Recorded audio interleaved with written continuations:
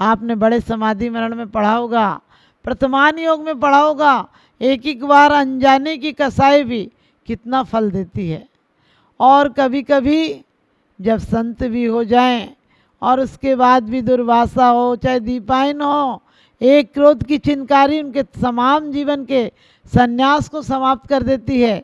लोग क्रोध में ऋषि भी अभिशाप दे जाते थे, और अभिशाप हमारा जैन शासन नहीं मानता है कि अभिशाप के माध्यम से दुखी होते हैं, लेकिन फिर भी हिंदू पुराणों में कहा है उन्होंने श्राप दिया, उसका फल ये भोगना पड़ा। हमारे यहाँ तो कहते हैं कर्म अपने आप फल देता है, कोई श्राप किसी को नहीं दे सकता है। हम दूसरों को सुख और दुख की कल्पना कर सकते हैं। इसीलिए हमारे आचार्यों ने कहा राग मत करना, द्वेष मत करना, मोह मत करना, क्योंकि तुम राग द्वेष कर कर दूसरों को सुखी नहीं बना सकते हो। दूसरों को दुख देने की योजना बना सकते हो, लेकिन दूसरों को दुख नहीं दे सकते हो। क्योंकि पार्श्वनाथ को दुख देने की कितनी कमठ ने कोशिश की, कितनी संबरदेव ने जो कमठ का जीव था उसने कोशिश की, ओले सोले पत्थर पानी और बिन रुंडन के बिन मुंड दिखाए, बिन धड़ के बिना भूतों के वेश में कितना भारी उपसर्ग किया कि दिल दहल जाए, लेकिन क्या उन्हें दुखी कर पाया? जीसस को फांसी दी, क्या उन्हें दुखी कर पाया? मंसूर को कोड़े मारे गए, क्या उन्हें दुखी कर पाया? मंसूर को कोड़े मारे जा रहे थे क्योंकि उसका अपराध कोई नहीं था, यही अपराध था कि मैं परमात्मा हूँ, परमात्मा मेरे अंदर है। लेकिन अहंकारी कहता है परमात्मा कौन है, मैं परमात्मा हूँ, मेरे से बड़ा कोई परमात्मा नहीं है।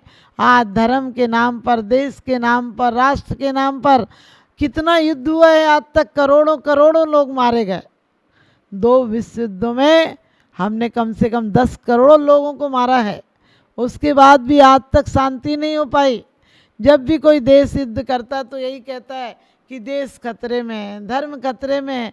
अरे ना देश खतरे में होता है ना धर्म खतरे में होता है, हमारी आत्मा खतरे में होती है तो खतरे का इंतजाम करती है और खतरे बढ़ाती है। यदि परमात्मा का स्मरण हो, सच्चा धर्मात्मा हो, तो बाहर के खतरों को दूर नहीं करता है, खतरों का निमित्त ही खत्म कर देता है, अपने उपादान को जगाता है, अपनी आत्मशक्ति को जगाता है, मारने वालों की तरफ नहीं झपटता है। क्योंकि आदमी हमेशा देखना दूसरों को दोष देता है कि वो हो गया, उसने ऐसा कर दिया, उसने मेरे साथ बेईमानी कर दी, उसने चोरी कर दी, उसने मुझे गिरा दिया, उसने धोखा दे दिया, लेकिन ये नहीं जानता है कि मेरे किए हुए कर्मों का फल था, वो तो मात्र निमित्त था। इसलिए हम किसी को दुखी नहीं कर सकते हैं, लेकिन दूसरों को दुखी करने के चक्कर में हम दुखी जरूर हो जाते हैं। यदि आपको किसी के यहाँ आग डालनी हो तो उसका हाथ जले या ना जले, लेकिन तुम हाथ में लेकर आग डालोगे, तुम अपने परिणामों के द्वारा यदि किसी से द्वेष करोगे तो तुम्हारा घात निश्चित है। क्योंकि दूसरों का घात हो और नहीं हो, दूसरों को हो सकता है उपलब्धि हो जाए।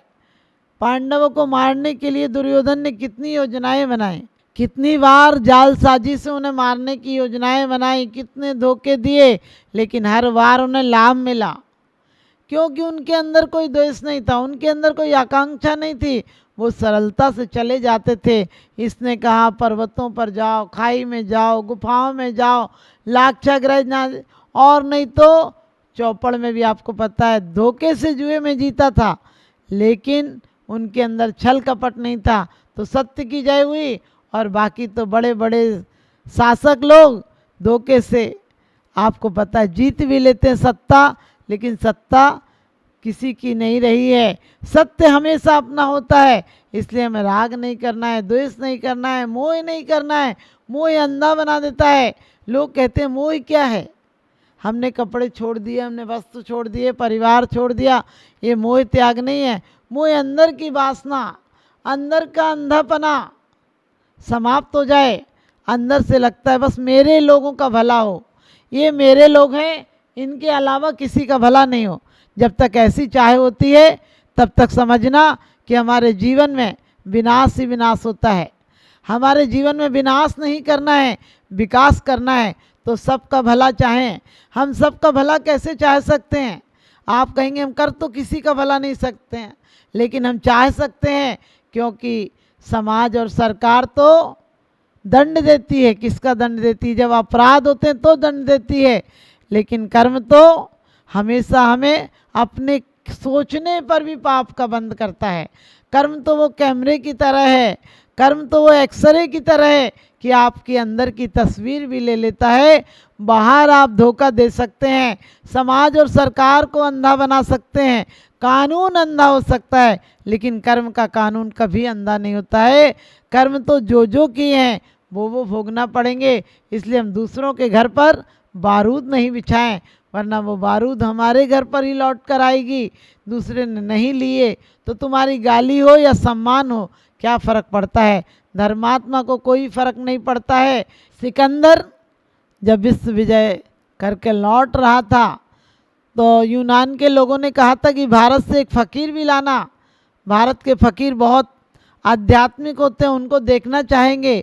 और वो जब फ़कीर के पास उसने सैनिक भेजे और फ़कीर ने कहा कि मैं नहीं जाता। सैनिकों ने कहा कोई छोटे मोटे शासक ने नहीं बुलाया है, सिकंदर ने बुलाया है।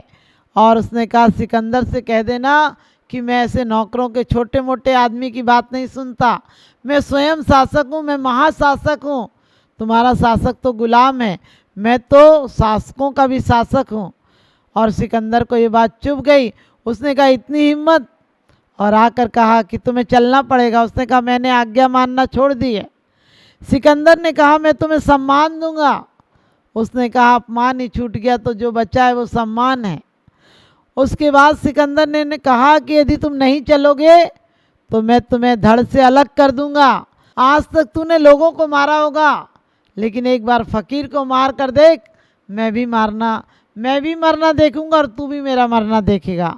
अरे फ़कीर ही ऐसा होता है जो अपनी मौत को साक्षात देखता है।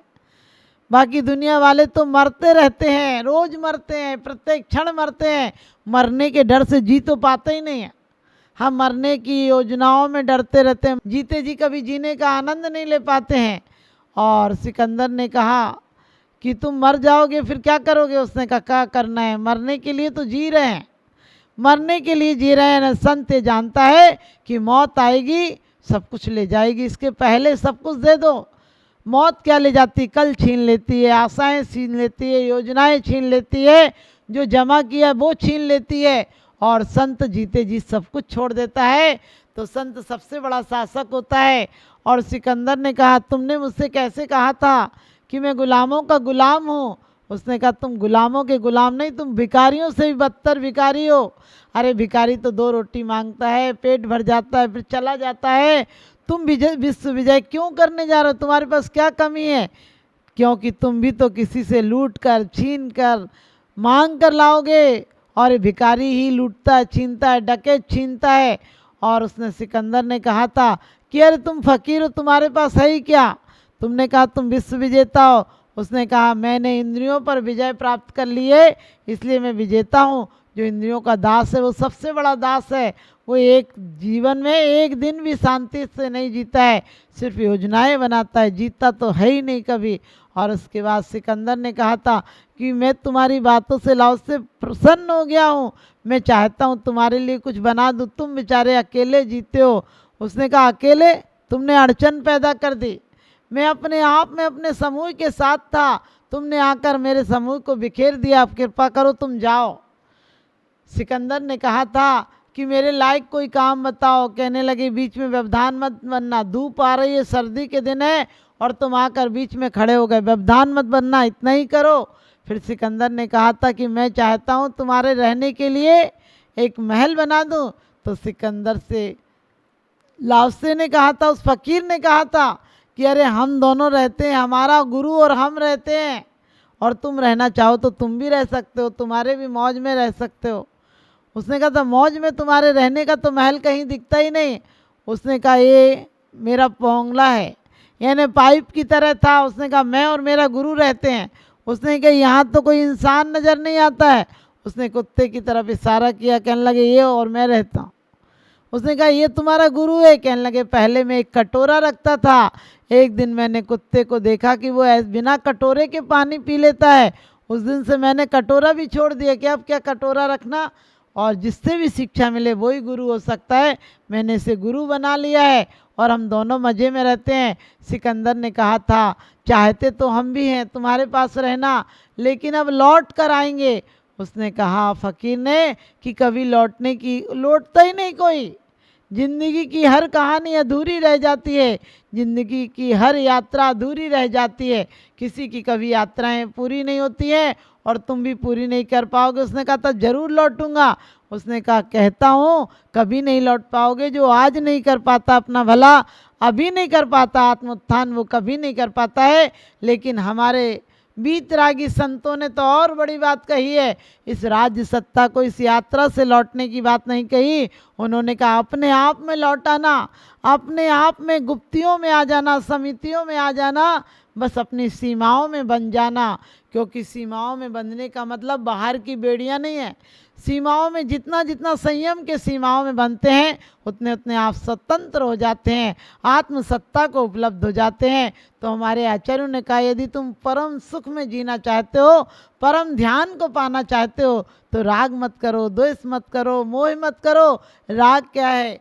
आचार्यों ने कहा है यह राग आग दहे सदा, ताते समामृत से ये, चिर भजे विषय कसाए, अब तो त्यागी निज पद भेये। चिर भजे, एक बार दो बार नहीं, अनादिकाल से भ्रमण इसलिए हुआ है। चिरकाल से हमने राग देश की कल्पनाएं की हैं, चिरकाल से इन्हीं विभाव परिणतियों में रहे हैं। आज तक संसार में कोई दुख का कारण नहीं है। जिससे राग करते हैं वो दूर हो जाता है तो दुख हो जाता है, जिससे द्वेष करते हैं वो पास रहता है तो दुख का कारण हो जाता है। और आचार्यों ने कहा किसी के बारे में मत सोचो, अपने बारे में सोचो। और कहते भी हैं कि बैर अपने दिलों का मिटा दीजिए, बैर अपने दिलों का मिटा दीजिए, बेवजह हर समय न गिला कीजिए। बैर अपने दिलों का मिटा दीजिए, बेवजह ना हर समय गिला कीजिए। और प्यार की रोशनी से जगमगा दो जगत को, क्योंकि कुछ तो अपने लिए भला कीजिए, कुछ तो अपने लिए भला कीजिए। और प्यार से ज़िंदगी को सजा दीजिए, प्यार से ज़िंदगी को सजा दीजिए। जो ज़िंदगी का प्यार है, दुनिया वालों का प्यार है, स्वार्थ का प्यार है, ये सिर्फ पक्षपात का प्यार है। ये प्यार नहीं, आप सबको अपना बना लीजिए। एक इंद्री से लेकर पंच इंद्री तक के जीवों की रक्षा का भाव करो, तुम्हारी रक्षा स्वयं हो जाएगी। और आत्मरक्षा से बड़ी कोई रक्षा नहीं है, आत्म स्वतंत्रता से बड़ी कोई स्वतंत्रता नहीं है, और राग देश की बेड़ियों से बड़ी कोई बेड़ी नहीं है। आपकी बेड़ियां टूटें और आपको सही सत्ता मिले, आपका सही सम्मान हो, तो आत्मसम्मान को बढ़ाइए। इन्हीं शुभ भावनाओं के साथ आप सबको बहुत बहुत आशीर्वाद।